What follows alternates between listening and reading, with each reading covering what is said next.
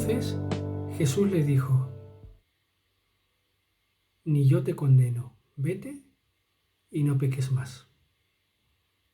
Así acaba esta historia curiosa y llamativa que narra el evangelista Juan en el capítulo 8, a partir del versículo 1 y hasta el versículo 11. Es la historia de aquella mujer adúltera a la que llevaron los fariseos, los escribas, delante de Jesús para tentar a Jesús, ¿no? La historia la voy a leer porque vale la pena leerla y vamos a reflexionar algunas cuantas cosas acerca de Jesús como maestro. Y dice este pasaje: y Jesús se fue al monte de los olivos, y por la mañana volvió al templo, y todo el pueblo vino a él, y sentado él les enseñaba. Entonces los escribas y los fariseos le trajeron una mujer sorprendida en adulterio, y poniéndola en medio le dijeron: Maestro, esta mujer ha sido sorprendida en el acto mismo del adulterio, y en la ley nos mandó Moisés apedrear a tales mujeres. ¿Tú qué pues dices? Mas esto decían tentándole para poder acusarle, pero Jesús, inclinado hacia el suelo, escribía en tierra con el dedo. Y como insistieran en preguntarle, se enderezó y les dijo: el que de vosotros esté sin pecado, sea el primero en arrojar la piedra contra ella. E inclinándose de nuevo hacia el suelo, siguió escribiendo en la tierra. Pero ellos, al oír esto, acusados por sus conciencias, salían uno a uno, comenzando desde el más viejo hasta los postreros, y quedó solo Jesús y la mujer que estaba en medio. Enderezándose Jesús, y no viendo a nadie sino a la mujer, le dijo: Mujer, ¿dónde están los que te han acusado? ¿Ninguno te condenó? Ella dijo: Ninguno, Señor. Entonces Jesús le dijo: Ni yo te condeno, vete y no peques más. Realmente es una historia interesante y de la que podemos sacar muchas lecciones. Lecciones del propio Jesús, lecciones del Maestro, del que quería enseñarnos, porque si están escritas, si esta historia está escrita, es porque Dios mismo tiene intención y quiere enseñarnos algunas cuantas lecciones. Lecciones sobre cómo afrontar los pecados, cómo afrontar las equivocaciones, cómo afrontar los errores, los nuestros y los de otros.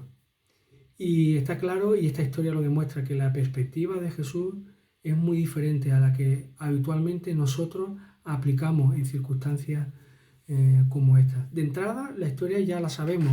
Relata cómo los escribas y los fariseos, más preocupados por acusar y por meter en un problema a Jesús, que por realmente hacer justicia, trajeron a esta mujer, según decían, cogida en el mismo acto de adulterio. Es curioso que no aparece la otra parte del adulterio, el hombre, no aparece en ningún momento. Aquí se puede ver un poco esa intriga y ese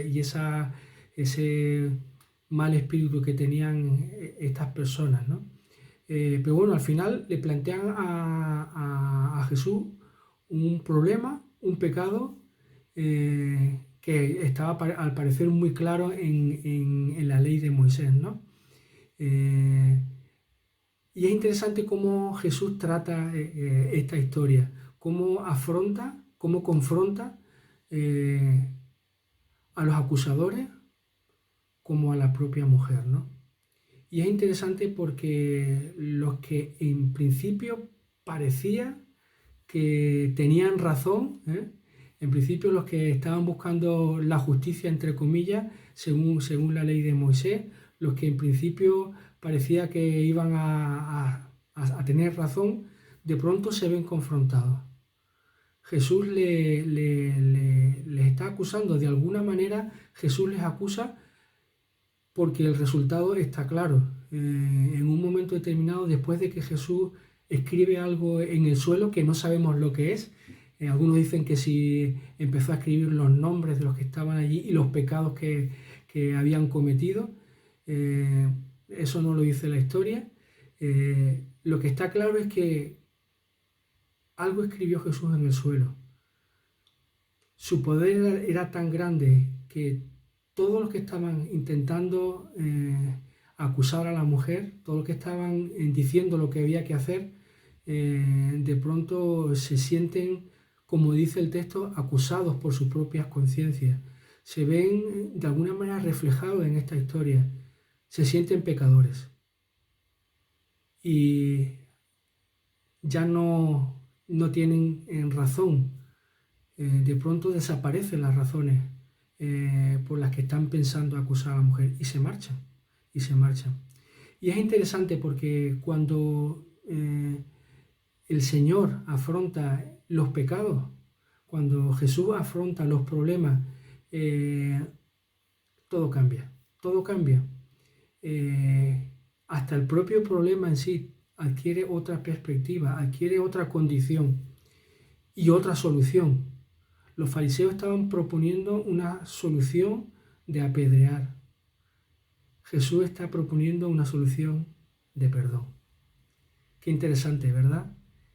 Qué grandes enseñanzas. Ahora, es interesante porque nosotros cuando afrontamos los errores o los pecados de los demás o las equivocaciones, muchas veces cuando nos toca decidir si perdonar o no perdonar, muchas veces empezamos a pensar si la persona se lo merece, si yo me merezco ser perdonado o si realmente me doy una oportunidad o doy una oportunidad a otra persona, la va a aprovechar.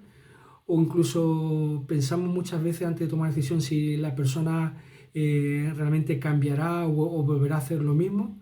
Jesús, la decisión que tomó no la tomó en base a ninguna de esas cosas. Jesús no tuvo un prejuicio o no hizo un juicio inicial ni de la mujer, de lo que podía hacer, ni siquiera del perdón que iba a aplicar. Jesús simplemente la miró y probablemente lo hizo con amor y con el deseo de perdonar y restaurar a la mujer, ¿no? Por otro lado, Jesús no negó el pecado. Y esto también es interesante porque muchas veces tenemos que ser conscientes de que los errores, las equivocaciones y los pecados en nuestra propia vida y en la vida de otros existen. Pero no deben ser un problema a la hora de razonar, de pensar y de aplicar la misericordia, de aplicar la gracia, de aplicar el amor de Dios y de aplicar el perdón de Dios. Aquellos hombres se vieron totalmente refutados en su juicio, refutados en sus condicionamientos y tuvieron que marcharse avergonzados. No quedó nadie. Y ahora el Señor mira a la mujer y no creo que se asombrara a ver aquel patio o aquella plaza vacío. No había nadie, se quedaron él y aquella mujer a la que todos acusaban, se quedaron solos. Jesús simplemente le pregunta a la mujer qué había pasado y la mujer dice, desaparecieron todos. Y lo único que le dice Jesús es vete y no peques más. Y esta respuesta de Jesús, que no es solo de boca, el Señor estaba perdonando realmente a esta mujer. Fue una respuesta transparente y sincera. Jesús no, como dije antes, no estaba pensando a lo mejor la mujer no se lo merece o la mujer probablemente vuelva a hacer lo mismo. Jesús simplemente le dijo, mira, yo no te condeno, simplemente vete y no vuelvas a hacerlo.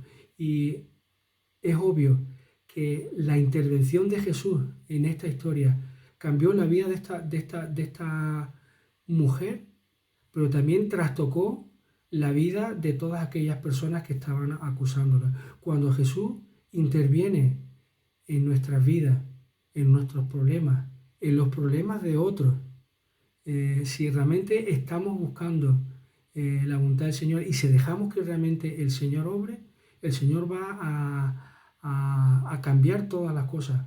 El Señor va a aplicar su amor, su misericordia, su perdón y su justicia.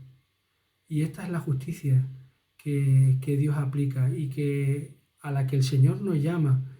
Y estas son lecciones del Maestro, lecciones de Jesús.